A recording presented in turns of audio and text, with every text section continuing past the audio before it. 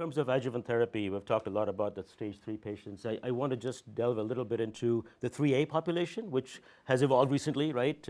Small, very small amount of melanoma and one lymph node positive, no sentinel lymph node mapping done anymore. Dr. Schaddendorf, start with you. What is your cutoff there, if any, for that lymph node that's positive? For a 3A patient, AJCC8 gives them a 90% survival at 10 years.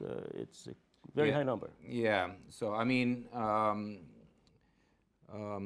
I believe that the AJCC survival curves we are seeing are not the correct numbers. I mean, there are several centers actually who have reanalyzed their databases, including our database. We have reanalyzed 2,000 patients, and the 10-year survival is in 3A patients without any cut of 75%. So with 75% chance to die within 10 years, I think it's a good reason to offer these patients treatment. With 25% death rate.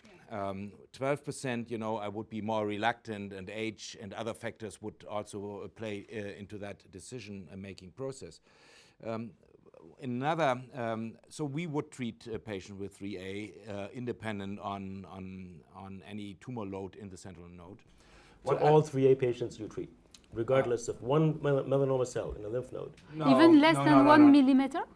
Even Yes, the size less than 1 millimeter? Yes, yes, we would offer that. The point is, nobody is going to measure this in practice, and that's why it's been approved for all of stage 3, because FDA knows that nobody is going to do this type of precision work.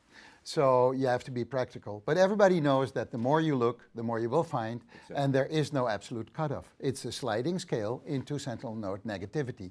And that sentinel node negativity is defined by the number of sections you take. So it's all a very flux concept. You just need to look at the curves and need to see that there will be a 30% who will have relapsed at 5 years, and is that 30% relapse rate or 35% relapse rate, I'm not talking about survival, is that risk big enough to propose adjuvant therapy? And I would say yes. If the patient is 20, yes. If the patient is 88, I'll give it a thought. See, yeah. So it's a risk-benefit type of discussion with patients that brings all these different things into the equation, because you're sliding into sentinel node negativity. And sentinel node negativity also has a group of patients who are still at high risk.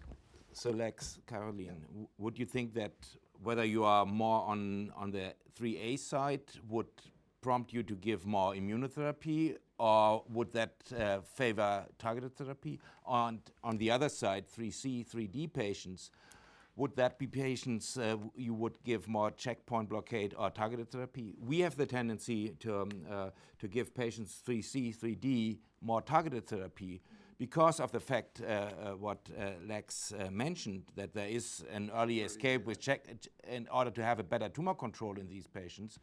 And but there are also the patients, I mean, they are very close to the M1A. Yes. And these are the ones that do very well with anti-PD-1 monotherapy.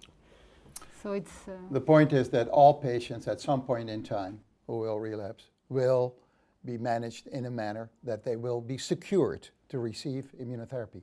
This is the thing you must always secure, whether they're BRAF mutant or not. If they're not, it's an easy thing to start with. But if they are BRAF mutant, you must assure that you don't miss the opportunity to also expose them immunotherapy, because that, in the end, has a certain cure rate that the other treatments do not have to the same extent. So in that type of management, you can say, I want to make sure he doesn't relapse in the first year. But if it's a 3D patient, are you then not going to give him anti-PD-1? Or are you going to wait for the relapse? And so actually the only trial that has been designed to answer that question is the UITC trial, because it has crossover. It's the pembrolizumab trial, where we have fought for years to make it acceptable to do crossover. So it answers the question, is anti-PD-1 actually so good that you don't have to give it in the adjuvant setting, but you can actually give It's it a immediately great at the question, time and of relapse. That's a great question. And it's going to get more complicated when we get results from Checkmate 915, which is combo APD. Sure. So this debate's going to go on, and we have no data. But what about the stage 2 patients? What's a keynote 715 or 716, I think it is, which is looking at that.